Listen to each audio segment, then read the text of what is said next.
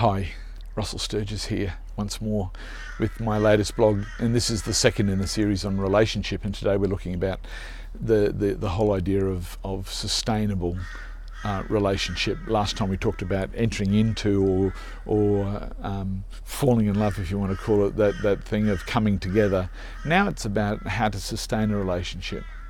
I'm up on the top of Budrum, which is the mountain just behind Malulabar and Maroochydore on the Sunshine Coast. I'm just going to pan this around a little bit so you can have a look at the into the southeast I'm looking at the moment, and you can see all of the forest land that exists between here and the coastline, and just a beautiful day here.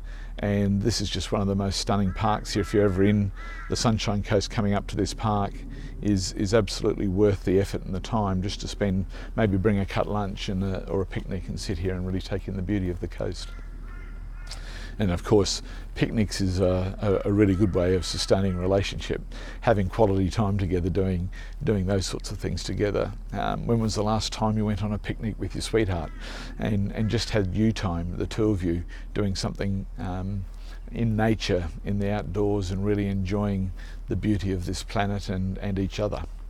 Anyway, so look, I want to carry on from what I talked about in the blog today. If you haven't read it, can I encourage you to take the time to read it? It's a little bit longer, but this is a topic that probably deserves a little bit more dialogue in terms of what it is that I wanted to share about it. I want to talk about the one quality that becomes absolutely essential for people in relationship who are really wanting to have a joyful, intimate, harmonious, engaging encounter of relationship. And that one quality is a commitment to stillness. When you make stillness your priority, when that's the one thing that you've really become clear about wanting to have as the centerpiece of your life, then you're going to adopt a whole series of behaviors that help to support stillness. Being a peacemaker is paramount to that. The fact that you have a priority about wanting to maintain peace. So when you're clear that you want to have stillness, then when you come into confronting situations, you're going to have stillness as a priority for how you're going to engage those, not stillness, sorry, but peace as a priority for how you're going to encounter challenging situations. Course in Miracles says if peace is your priority, then forgiveness is your only function. So you're then going to have a commitment to seeking to understand somebody else. Forgiveness is going to be a key way in which you engage life. Now, this isn't forgiveness based on the Christian model where you let somebody off the hook. Forgiveness is seeking to understand. Forgiveness is selectively remembering what's going on in order to see it differently. And so consequently, in that place of consciousness around forgiveness, gratitude becomes a constant. And so there's always going to be a sense of being aware of opportunities to express gratitude in relationship. The other thing that happens when you become a peacemaker and when you choose peace as your priority, the other thing that emerges is empathy and compassion. And these are things that you develop along the way, and they become a natural extension of awareness and being in awareness. And so once again, you have this desire to function compassionately and with empathy. And so when you mix all of those things together, all of a sudden you have all the qualities that would have a relationship be harmonious and loving and joyful. And of course, when you add in the fourth element, which is about meeting the physical needs of another, so this is the social justice, but being aware of another to be able to support them in who they are in their physical world, then that's the icing on the cake. So what happens is that when you bring that quality into relationship, you become aware of the needs of this person For example, in your sexual relationship, you're conscious of yourself and you're irrespective of yourself and this other person when you're dealing with that aspect of physical consciousness.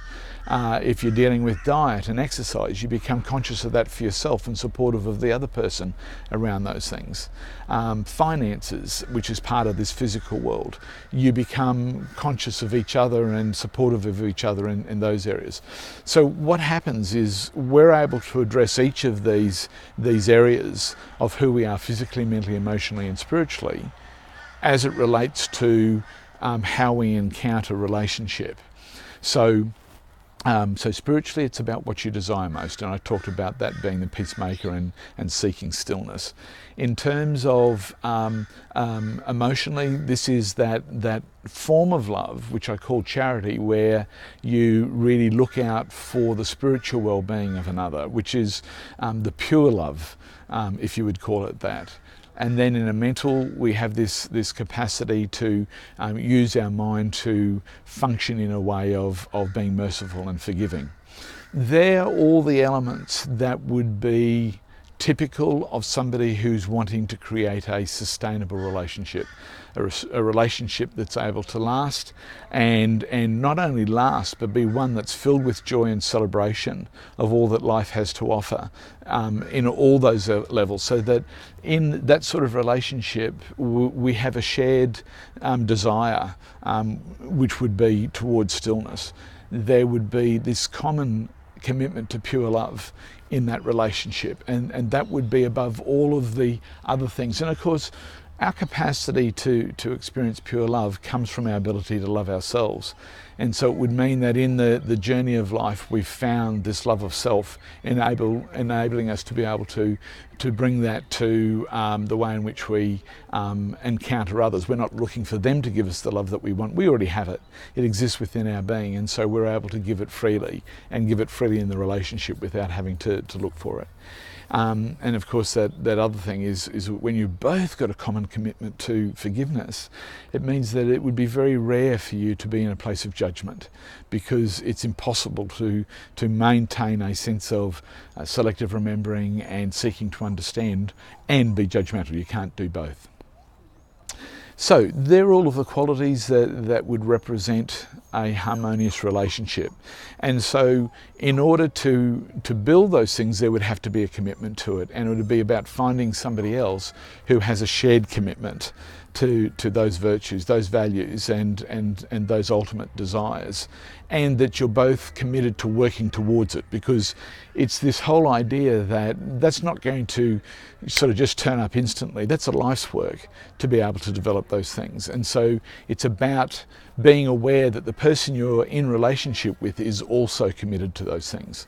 Of course, one of the things that we're experiencing in these days is that a lot of women are starting to wake up much more quickly than men.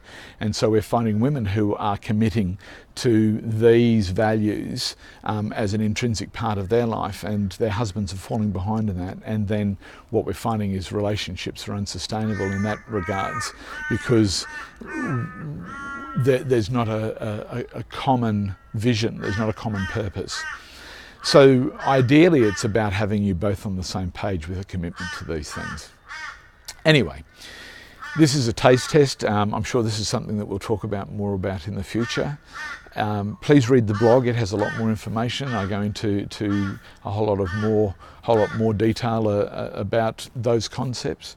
If you'd like to know more about the Enhances Awareness program, please go to our website, eapmentor.com.